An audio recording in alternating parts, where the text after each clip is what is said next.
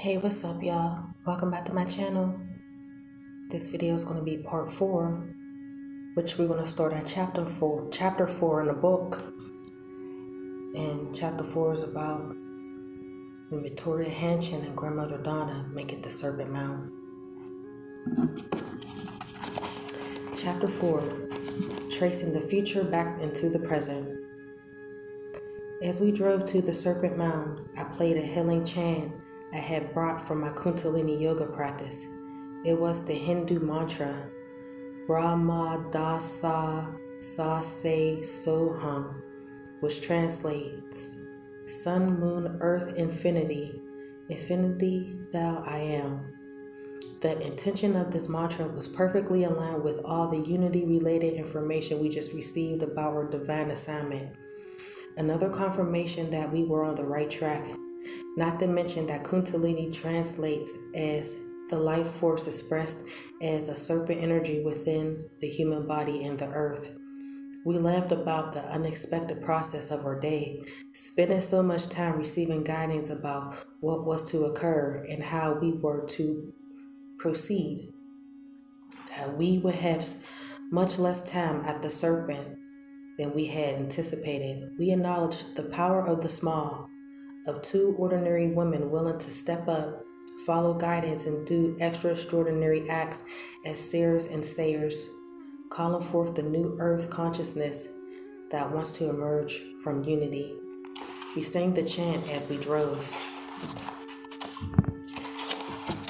We arrived at Serpent Mound a bit before 5 p.m., before they officially closed the site to visitors. However, grandmother Donna assured me that once we were admitted, they will not make us leave. We will have to keep in mind that once the sun set, it will be quite dark there, since the site was not commercially developed with lights and visitor buildings. They did have a small gift shop and a roof building with enclosed lanterns with doors for privacy. That was it, besides a lookout tower and a covered shelter with some picnic tables. As we walked up the pathway, a modest sign appears. It simply showed an arrow with the words, "The Serpent."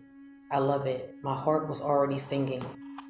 Grandmother Donna spotted a small group of people gathered next to a picnic shelter area, seated in a circle. She recognized someone she knew and approached her to find out their purpose. Returning to me, she said, "We have been invited to join this group as they listen to their invited speaker, the world-leading expert on the Serpent Mound, Ross Hamilton." We looked at each other with big grins, and I exclaimed, "Ecstatic." What profoundly supportive synchronicity. My hairs and skin prickled, as I have been told by another psychic that I would meet Ross Hamilton. I had given up on that idea since I had declined attending a field trip to the Serpent a few months prior, where he was scheduled to appear with several other speakers. Today, Ross was the only speaker, and this prediction was being fulfilled. We listened eagerly as Ross Hamilton spoke intensively about the research he had been compiling about the Serpent Mound over a period of many years. He explained that the Serpent Mound is a effigy built on Earth to mirror the constellation Draco, the dragon, or celestial serpent in the heavens. The serpentine effigy mound in Peebles, Ohio, is about 1,330 feet in length, as it is coiled through the area and rises up from the ground about 3 feet. It is the largest effigy mound in the world. One can only see its full image from a highly elevated position overhead, similar to the Stonehenge. The Great Serpent Mound is situated in a line to the sun at the summer and winter solstice and equinoxes. This undulating serpent was built with an egg, or possibly a sun disk, in its open mouth. The ancient indigenous people were fairly universal in captivating an awareness connection with the Star Nation. their term for the cosmic display of planets and constellations. As many indigenous people creation stories attribute their origins as deriving from the stars, the Mayans were the most adept to the ancient star watchers, tracking their cycles of our celestial neighbors and their influences on Earth with their complex calendars. The Maya are still tracking human evolution in connection with the celestial influence day by day with their sacred Tzolk'in long count calendar of 5,125 years, ending December 21st, 2012. Ross Hamilton shared information he obtained from the native people, particularly the Cherokee, that the builders of the Serpent Mound had ancient technology whereby they could harness light from the sky and ground into the earth to fertilize the soil as well as to create atmospheric conditions conducive to health. The ancient builders of the Serpent Mound were called by the archaeologists the Adena people, which translates as the people who wanted nothing. They were able to create all they needed to thrive from their technology of the Earth and Sky Union. Ross shared his inspiring vision of working to crack the code of this ancient wisdom and technology to restore the knowledge of the ancient medicine days of the Serpent Mound. He described their knowledge as a medicine of the union of earth and sky, capable of recreating a golden age for humanity. Ecstatic. There we were with another conscious and skilled lightworker who worked also addressing creating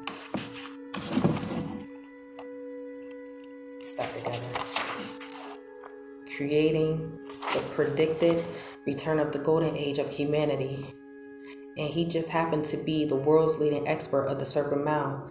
Clearly, this power place has volumes to teach us about our catalytic abilities, I thought, recalling our guidance card. At the conclusion of his talk, I introduced myself to Ross, shaking his hand. I told him I deeply resonate with his visions of restoring the Great Serpent Mound to its original medicine. And I shared his commitment to find ways to live in harmony with Mother Earth and to reconnect humanity with the ancient wisdom of the indigenous people so beautifully expressed of right relationship with all of creation.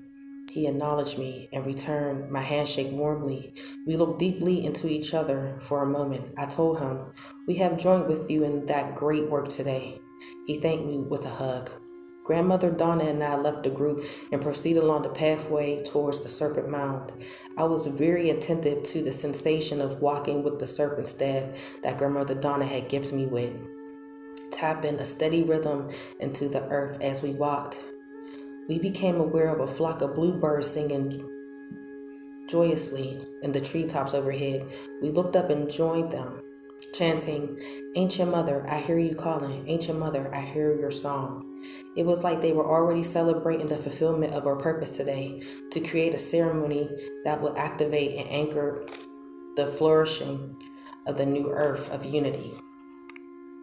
Speaking out loud, I recounted our guidance as we set the intention accordingly. We are calling forth our highest versions of the new earth, seeing it completely fulfilled and tracing it backwards from the fulfilling future into the present. We are seeing it and saying it in a sacred manner, feeling the fullness of it in our hearts and the truth of it in our spirits. And we are making it good, honey. Grandmother Donna reminded me. We laughed and seated ourselves at a picnic table in the open area before entering the zone of the mound. Once we entered the area of the serpent, there would likely be a ton of others around. We wanted to do the speaking of the intention in relative privacy, then walk the length of the serpent in the reverent process of feeling the grounding, that new reality.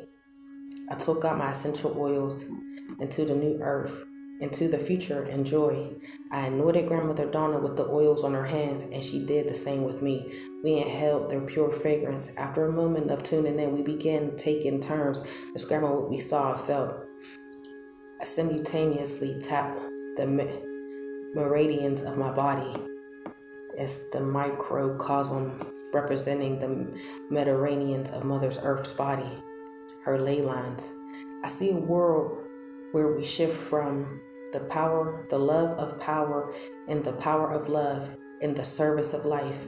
I see a world where compassion, understanding, and acceptance replace blame, negative judgment, and intolerance. I see a world where generosity, integrity, sharing, and kindness replace greed, dominance, hoarding, and arrogance. I see a world where there is a commitment to find workable, win-win situations based on cooperation instead of win-lose competitive-based outcomes. I see a world where every person's unique gifts and talents are nurtured and welcomed, and making a contribution to the greater good is the motivating force.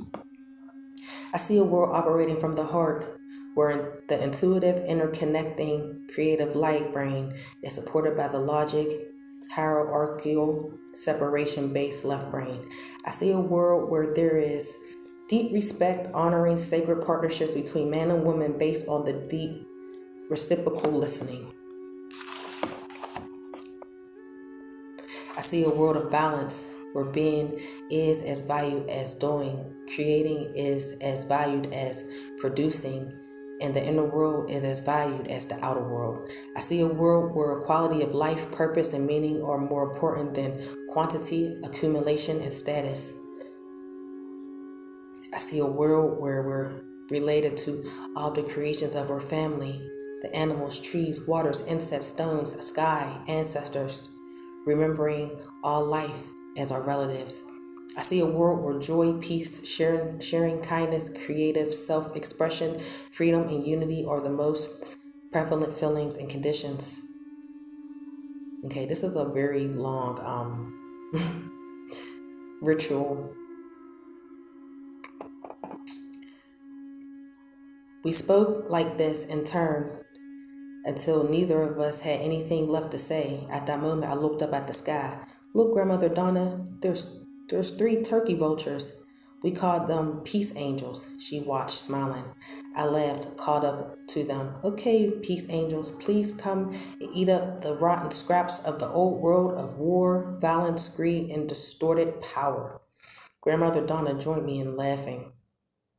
I looked back up and gasped, Grandmother Donna, look. As we gazed up at the section of the sky, there were vultures. Where the vultures had been, there were nowhere in sight, but much higher up in the same sector of the sky were 3 bald eagles. There were 3 bald eagles. The eagles looked like 3 circling dots. It was hard to grasp that eagles could fly so high, and where bad those 3 peace angels disappeared to. They were nowhere in sight. 3. The number 3 seems powerfully significant. The presence of 3 vultures, then 3 eagles, was reminding me of the 3 rivers of Pittsburgh and their connection with the Mayan 2012 prophecy teachings of unity. Dawn's ancient statements of revolutions and prophecies describe the 3 rivers of Pittsburgh as representing the predicted unity of humanity through the people of the eagle, North America joining with the people of the condor, South America connected by the people of the Quetzal bird, the Central American Maya. The number 3 was also symbolic of the union of the earth, the human, and the heavens. What a profound affirmation of the ceremonial process. I explained all of this to Grandmother Donna. Grandmother Donna's eyes brimmed with tears. We are really making it good, honey. That part always made me laugh. She reached out and squeezed my hand. I nodded silently. I placed drops of the oil blends, present time, and more of the joy into her hands and returned to act. I just want to skip through this. We continue walking the path of the serpent to the head of the serpent of the egg, the sun disk in her mouth.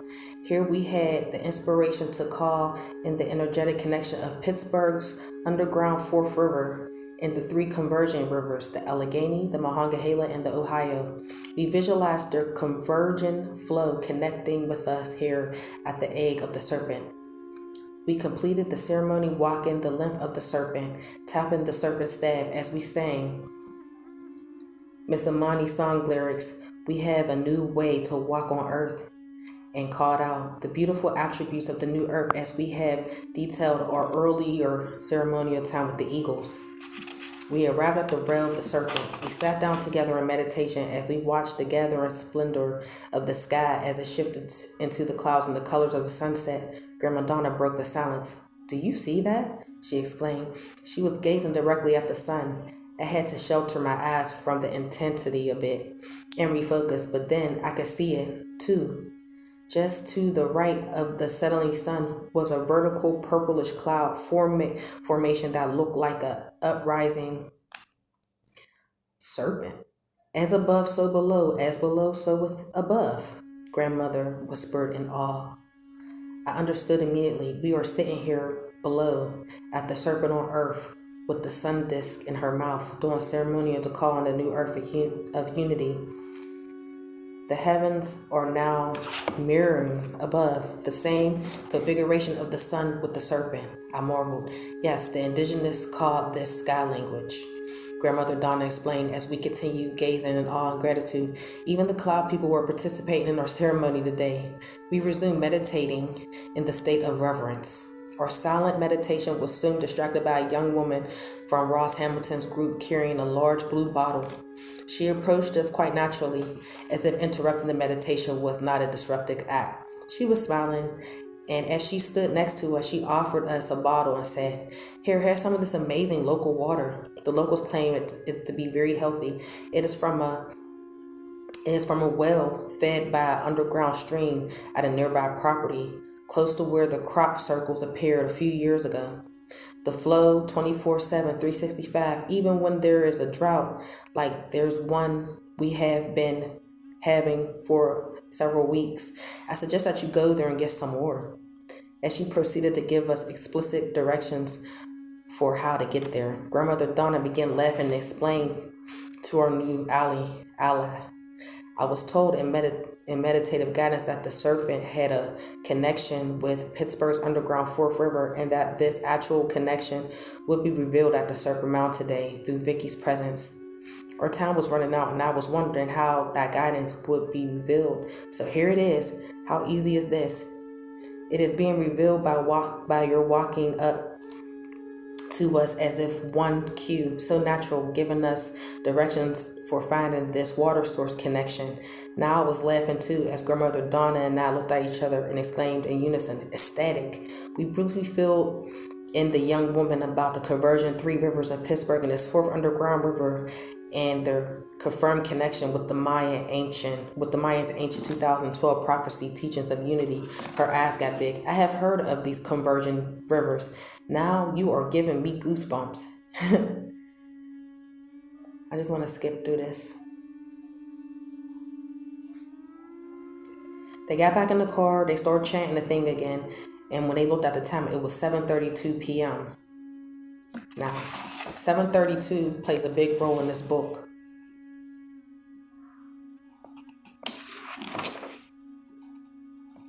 So, I just want to brief this real quick.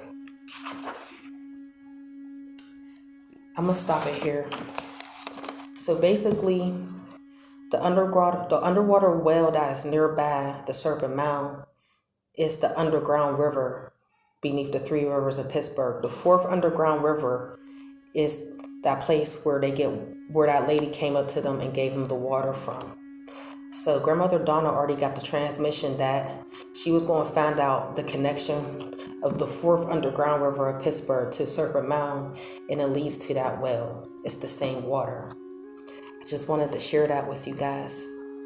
I'll come back with part 5. If you like what I'm saying, like the video, subscribe. I love y'all. Peace.